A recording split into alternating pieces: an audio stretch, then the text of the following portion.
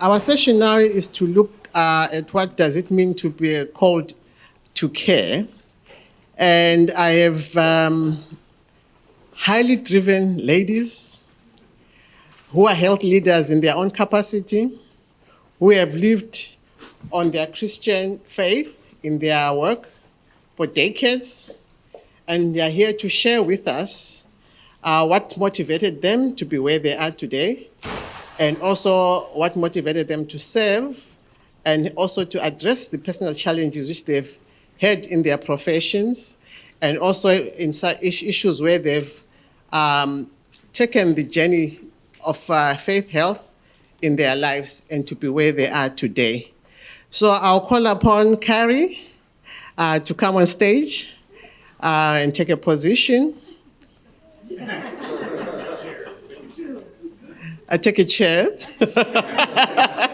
And also I'll call on Debbie to come forward and take a chair.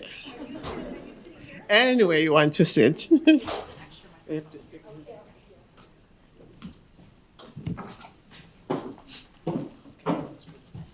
Oops, sorry. Okay, I'll just give a brief background about our ladies here. First of all, I would like to start with Carrie. She is the president and CEO of the project Concern International, a global development organization working with families and communities in 15 countries. She served as the director of the U.S. Peace Corps from 2012 to 2017 and was a Peace Corps volunteer in the Western Samoa. And then Debbie is a nurse by profession who has lived a lot of places and learned a lot from many people, cultures, and hard knocks of life. She has worked at the World Relief for 22 years, primarily working in HIV and AIDS crisis, and has been a missionary with the mission of the World Presbyterian Church in America for the last 39 years. Also, her calling took her to Eritrea, Kenya, and the United States, which is her home. So these ladies together have over 60 years of experience.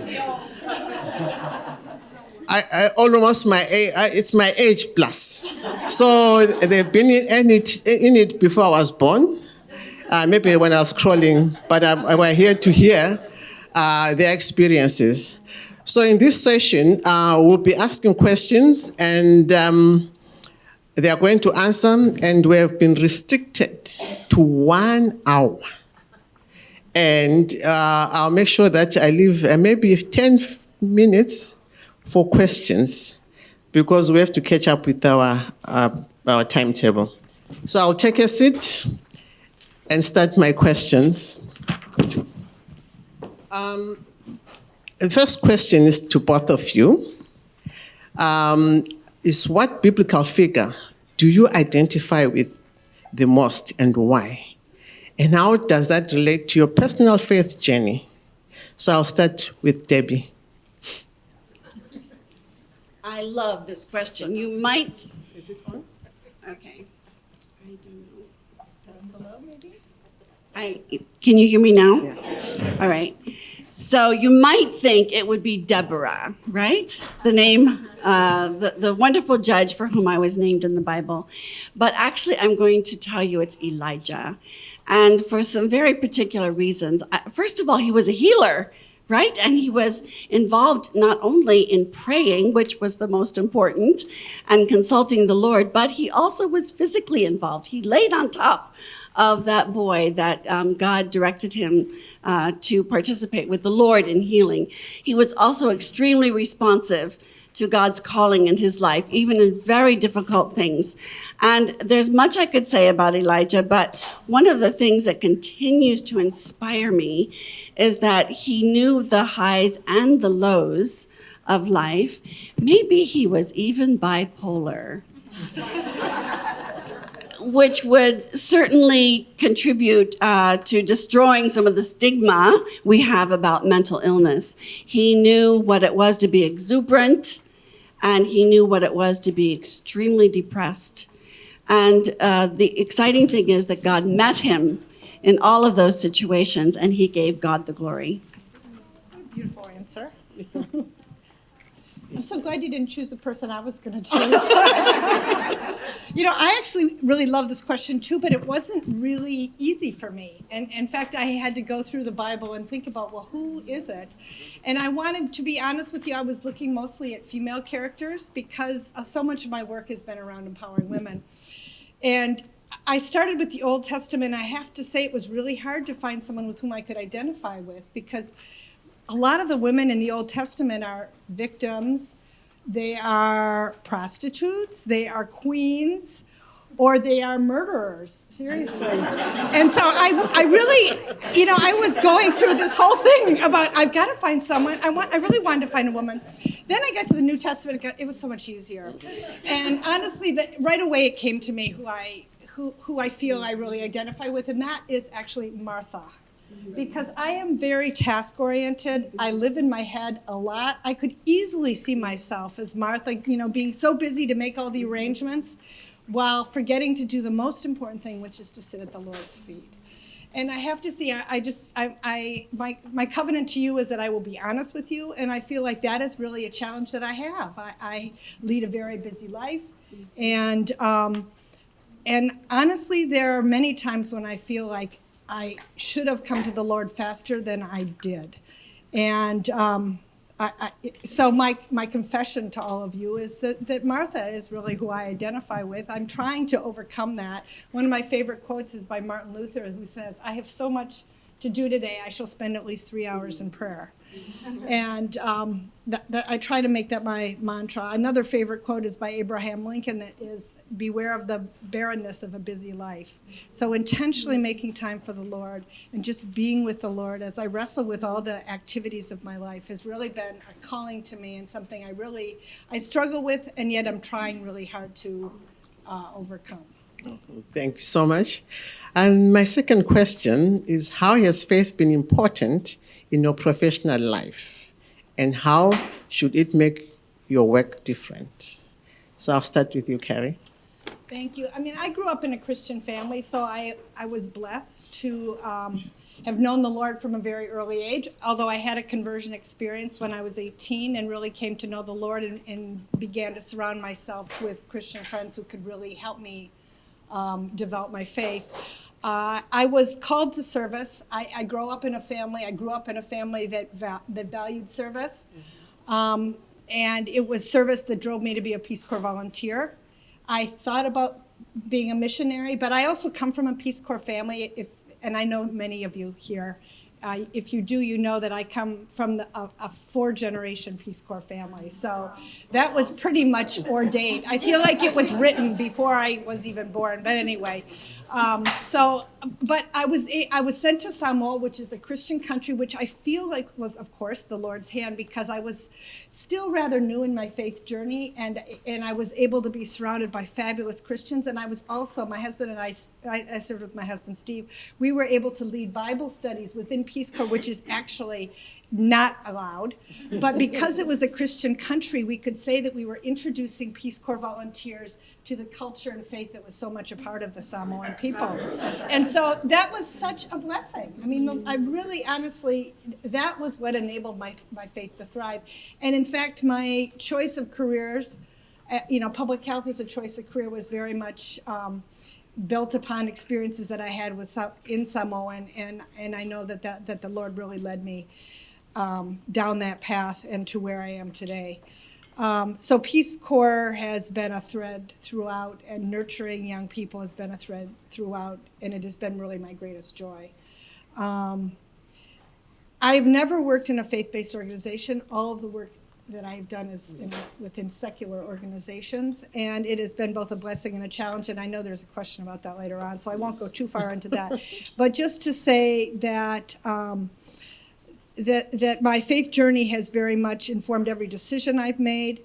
It has been part of every high time and low time, and there are many questions here, so I'm not going to say anything more than that, because there are other times when we're going to talk about this issue. But it has defined my life in every single way, and is pivotal to who I am. Thank you. Maybe talking about Peace Corps, I have a joke for all of you. I was a student in the United States way back, and I heard about Peace Corps, and I went and registered, and they said, you are foreign. So I thought I could just join like anybody else because my friends were part of it. So sorry. Can I just ask, are there any from Peace Corps volunteers here? Oh, look, it's so many. Yeah. Okay, Debbie? Well, we are all high achievers in this room, and that is often how our professions will look at us, define us, and the ways that we might be tempted to think about ourselves. But what you won't read on my resume are all my failures. And that is the difference that Christ makes in my life, because I am an utter failure. And apart from his grace, apart from his fruit, apart from his strength and energy in my life, you would see nothing on my resume. And it is from him, through him, and to him are all things. To God be the glory, Romans 11:36. That is my the verse that I keep coming back to, because in my profession, very often, I will think, oh, I didn't get the results I wanted. This project is a failure, or I haven't published enough, or any number of things. And Satan loves to use that mantra to destroy what God is doing. And for my faith enables me, because of the work of Christ, to rise above that lie and to realize that he's the one in control. And last night, Brian Fickett reminded us that we live in a very wonky world. I think those were his words. He had some choice words for each of us last evening. And I'm so grateful that, yes, I can be in this wonky world and know the Lord who controls it all. Thank you so much. Once you have the mic, can you describe an experience that influenced your faith and your work? Once you have the microphone. All right. Well, yes, I can describe an experience that influenced my faith and work, because some of you know that many years ago, when I was a young thing and only 24, I worked as an intern for a year in a mission hospital in Eritrea. And within 1 month of that experience, of going home from that experience and then returning to live permanently, we thought I was taken hostage. And another nurse was taken with me by the Eritrean Liberation Front. So that experience has certainly defined my life. Since then, I was pregnant with our first child. My colleague and nurse friend, who was in her 50s at the time, was killed, and I was kept for 26 days. So, yes, that was a very defining experience, and one in which God repeatedly showed himself in my despair. And I'll give you one brief example. I began praying with all the faith I could muster, because, you know, the Bible says that we should have faith and God will answer. And so I gave God a whole week. I said, will you please deliver me by Sunday? And I started praying on Monday of that week. And I thought it would be so wonderful to be in church worshiping the Lord and praising him for the delivery. And as the week went on, I tried to keep being patient. And Saturday came, and even the soup bubbling in the pot sounded like the helicopter blades, you know, coming for delivery. But Sunday morning dawned, and I was still there. So my prayers were not answered. And I had such fervency. There was no more faith I could muster. And so I slept back into my sleeping bag and just tuned out the world, my captors, everything.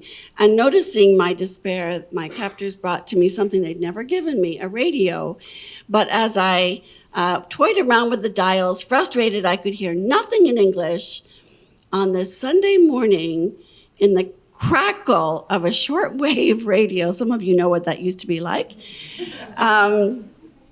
there was a man speaking in English, And not only a man speaking in English, but a man preaching from God's word. And he said, everything in your life may be turning upside down. Oh, mister, you have no idea. But he said there's only one thing in life that will never change. Jesus is the same yesterday as he is today, and he will be tomorrow. And I went out to the rock, and then he ended. There was no more English. He ended with the blessing. The Lord bless you and keep you. Thank you. Carrie? That was such a beautiful and powerful story. What a blessing it was to hear it. I wrestled with this question also, and I think that where I landed in my heart was in an experience that happened many years ago that has become sort of a defining factor of my later career, and that is the fact that I was sexually assaulted as a Peace Corps volunteer on 3 occasions. By the person who was my associate Peace Corps director, the highest ranking Samoan person, and my boss. And at the time, I was, as you can imagine, so devastated, so fearful. I told nobody, except my husband, who I asked to keep it silent because I loved my Peace Corps experience and I didn't want to be removed from my Peace Corps experience. I didn't want to have to leave my site. I didn't want to have to leave Samoa. So I pledged him to silence. And anyway, it happened on 3 occasions. Finally, on the 3rd occasion, I did come forward, but it was right before I left the Peace Corps, and I buried it deep in my mind. My faith was what sustained me during that difficult time, and it's what sustained my husband, who perhaps had a harder time than I did because he felt so unable to protect me and to, he just did, it was seriously harder for him than it was for me. I put that away for 30 years and really honestly didn't think about it again until I became the Peace Corps director. And Lauren Maman, who many of you know, was there with us in Peace Corps. But in 2010, just 2 weeks after I became the deputy director of Peace Corps, we got a phone call from the program 2020, and they were doing an expose on Peace Corps, specifically around the murder of a Peace Corps volunteer named Kate Pusey, and I may mention that later on. But then in addition, there was 6 really brave Peace Corps volunteers who came forward to talk about their own sexual assault experiences as Peace Corps volunteers, and the fact that Peace Corps had not supported them, had not provided trauma-informed care, had not prepared them with training, and had not dealt with them effectively. And so everything they said brought me back to my own experience, and I knew in a moment that this was my experience and that was also true, and that we needed to do something desperately differently about it. And so that really became the major thing I worked on for the next 7 years in Peace Corps. And throughout it all, I have just relied so much on God's grace as well as his believers. I was blessed with having Christian friends among me, among the staff at Peace Corps with whom I could pray at the most difficult times. It was very hard. In the end, we were actually, I think, quite successful at creating a program that is now, I think, one of the federal government's gold standards. We were assisted by a sexual assault advisory council that provided some phenomenal advice and expertise. When I left Peace Corps, I really thought that would be the end of that chapter in my life, only to come to the NGO world when almost immediately there were scandals around sexual assault, harassment, and exploitation within the NGO community. And again, I am thrust into the middle of that and have done a lot of training with CEOs around the issue of sexual assault, harassment, and abuse, and preventing that within our sector. At each point, it has been difficult. I have to catch you. Okay, I'll fit it. Okay. I'm being told that we've got 10 minutes. Okay, I'm so sorry. Okay. But I think we have answered some of the questions. I did. But it's very interesting. Can I go to a later one, though? Because CCIH, and then you don't have to ask me another question. Okay. There was a pivotal moment, actually, you see, last year. When you have leaders, they take over. Yeah. You can go ahead. Last year, Doug interviewed me for something related to CCIH and asked me about this experience because it was such a powerful experience. And at that moment on the interview, I had an aha moment that, in fact, I had never forgiven my attacker, which was a profound aha moment. And it made me realize that I had so much more work to do. And it changed my life. It meant I had to do a whole lot more work, and it became my public declaration of that journey to forgiveness became the content of a speech that I gave at Interaction a few days later. That moment, though, that I had not forgiven my assailant was life-changing in enabling myself, really, with God's help, to be free of this. And so I am so grateful to CCIH, because without that, I would still be carrying that anger and that fear, actually. So you don't have to ask me any more Thank you, questions. Carrie. No, that's that's okay. I think some of the issues have been addressed. Some of the questions have been addressed, but I'll jump to another question, which is number 7. Is how can faith help us to see the big picture when we are working in other countries and cultures, and help us rise above attitudes that our own cultures have ingrained in us? I'll be real quick, but I worked for a while in the famine in Walega province in Ethiopia. I was young, I was a nurse, I knew triage, and I was there to assist and relieve workers that had been there for weeks. I was by myself, the camp was enormously large, and I was truly overwhelmed. So I did what I thought my training had equipped me for, which was to triage. And after I had kind of put the most ill people in one location, and then the second most ill people, and so on, so I could organize them and treat them, I went to get a few hours of rest. I came back and found that everybody had reorganized themselves and were right back to where they were before I started. So I learned from that, yeah, my Western training and thinking about how to treat people was very wrong in that context. It made sense from an efficiency standpoint, but not at all from a healing or understanding the context standpoint. So instead, what people taught me was that family was important, that pairing more experienced or less ill people with those who were seriously ill was more important than my reorganizing everything and doing it my way. My last question, which goes for both of you. We have young students who are aspiring to go into the field and other countries to work. What advice would you give to the student at the beginning of their professional faith journey?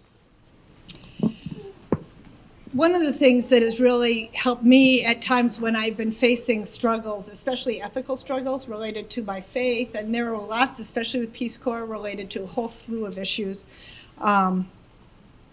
If you make love your highest priority, and if you see that through that lens of love, then you don't have to worry, then you're not the judge, God is the judge. And so if you keep your focus on what is the most loving and kind thing you can do, that makes the decisions that you have to make so much easier. So that's number 1, keep love as your focus. Second is where I started with Martha, is just making time to be with God every single morning, spending time in prayer, spending time in worship, and just, especially when things are at their busiest and most difficult, to take a few moments to just be with God. It will help you so much throughout your career. I will say to you, plan to invest, not just contribute. And by that I mean language acquisition, time, being more of a listener than a talker or even a doer, and make cross-cultural learning lifelong. Don't ever be the expert, and impart skills, not just knowledge. Thank you very much, Debbie and Carrie. And I think we have heard what they're saying, and I think for most of us, we're in that journey too, but our experiences are different as we journey through life. But we have to know that as we journey, it's a race to run, and there are victories to be won. So I'd like to thank God and also to say God should bless you to carry on the work which you are doing and also to mentor some of us who are still following your path. Thank you so much.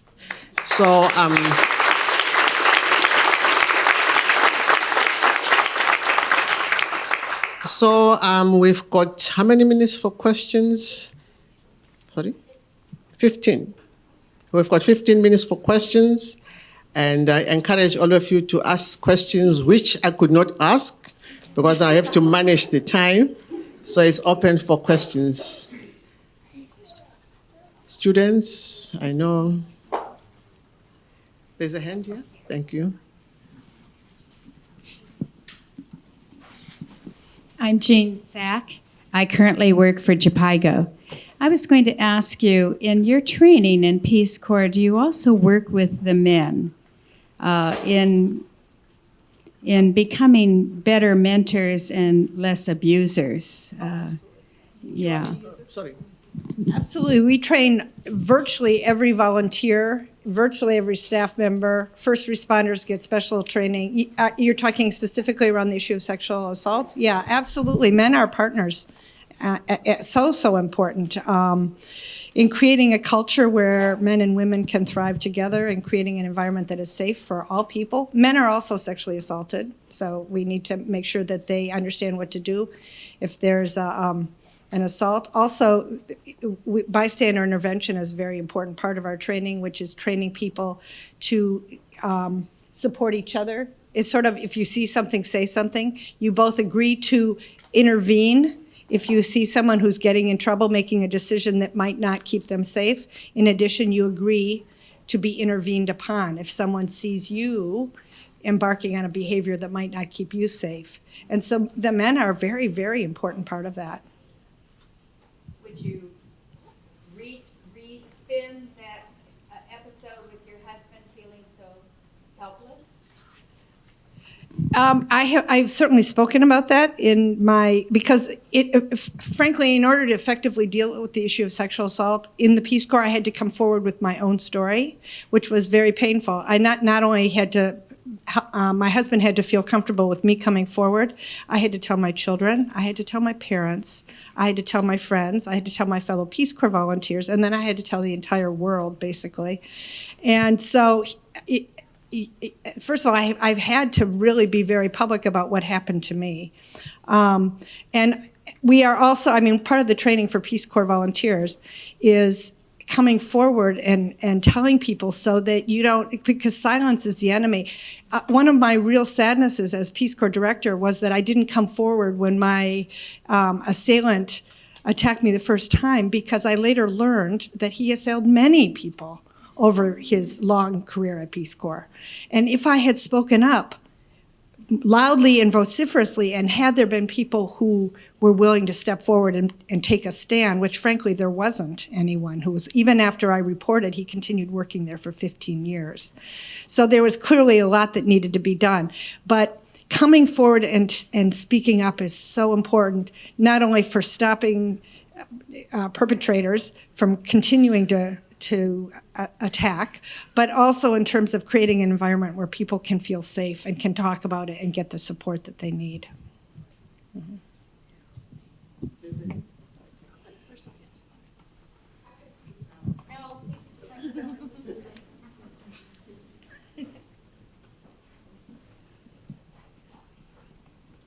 Thank you. My name is Martha, and I had a question about whether you're familiar with any kind of faith-based curriculum that teaches children about abuse, and even in relation to sort of child abductions and things like that. I worked with Transworld Radio, or a ministry that belongs to Transworld Radio, to do something that empowers caregivers, but there was always a cry about faith-based curriculum that helps children.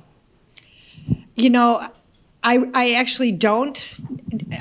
There's nothing that I can point out right exactly now, but I know there are people who, look at, Lauren knows about it. Okay, Lauren, maybe you can answer. Sasa Faith? So wonderful. It takes a village. Thank you. Thank you for the work that you do. That's fabulous.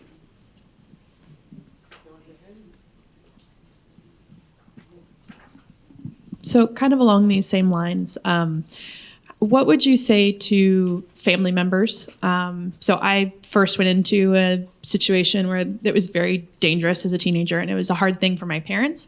But it was especially hard for the extended family and all of that to understand why, as a Christian, you would put yourself in danger, especially as a young woman. And it's striking that both of you, with all of the success that you've had, both of your defining moments were actually quite dangerous situations. That is, a mother now, I can understand how hard it was for my parents. And so given those experiences and given the reality of a lot of the places we work in, how would you speak to parents, relatives, when they have children or grandchildren trying to make these decisions? The most important thing is that it isn't anything less than a calling from God. It doesn't matter the organization you work for, whether it's Christian or secular. It better be a calling that God put you in. And that means sacrifice at many levels. And we don't choose which the sacrifice will be. I don't think it means you're foolhardy when you're following Christ. In fact, the scriptures are full of one thing that was very powerful to me was I went to Urbana many, many years ago, and John Stott preached from the high priestly prayer in John 17. And he reminded me then, before I ever found myself kidnapped in Ethiopia, that that Jesus prayed for me before he died. And he knew that I would withstand sacrifice if I was going to follow him. So this notion that we live sacrificial free lives is false. It is not Christian. And we need to encourage and prepare and be part of the body of Christ, to support one another and know the word, and be eager to say, Lord, I give you everything. When it came to my parents, thankfully my parents are also Christians, and they were asked by the State Department that called them when I was still at large, and my father said to them, I would rather my daughter be in the center of God's will than home with me right today. We'll take 2 more questions before we close. Thank you.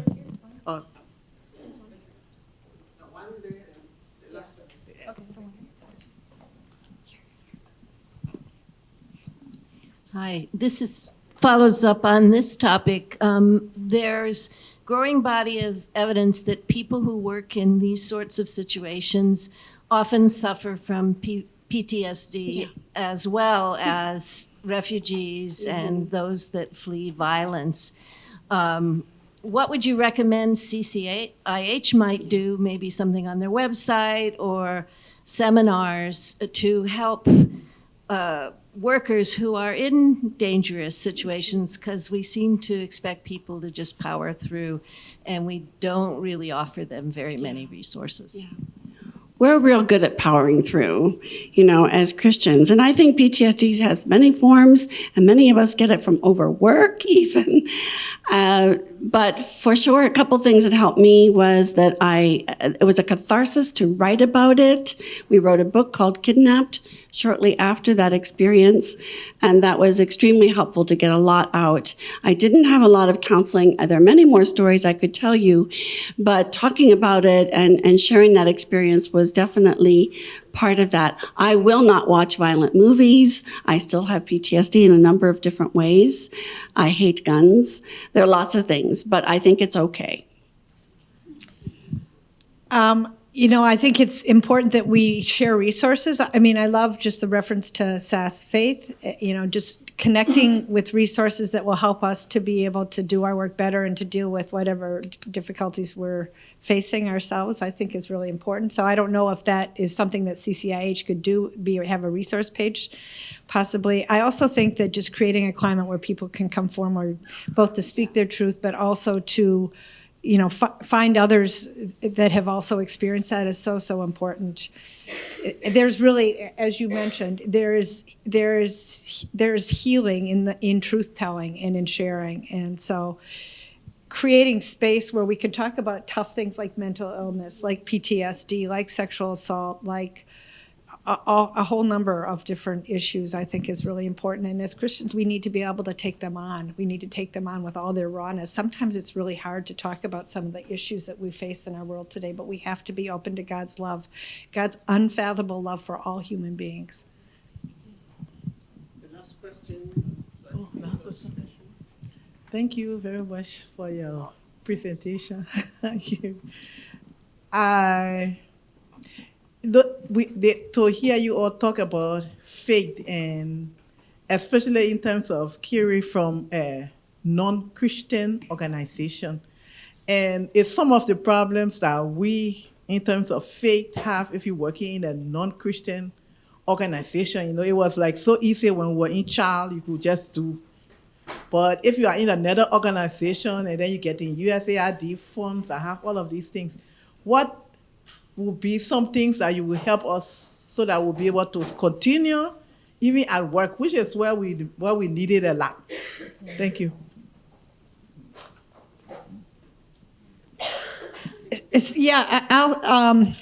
Thank you for that great question. I think one thing that has always helped me being in a secular organization, I've always worked in a secular organization, is finding other Christians within there that you can talk to.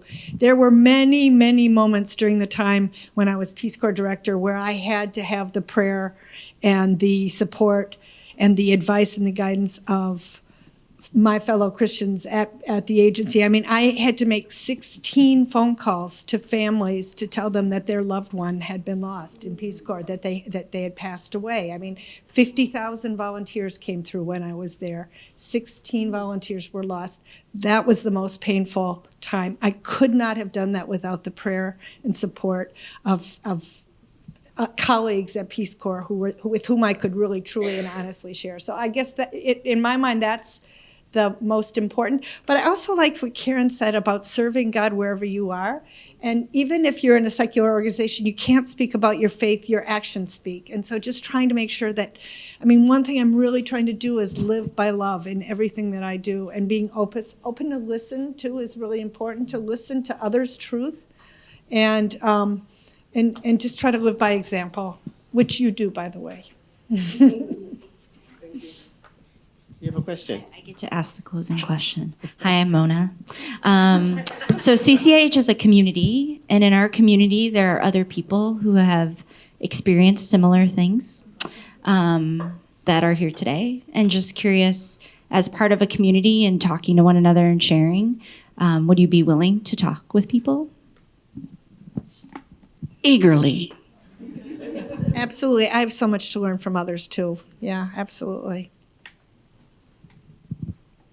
Let's give a hand to these wonderful ladies.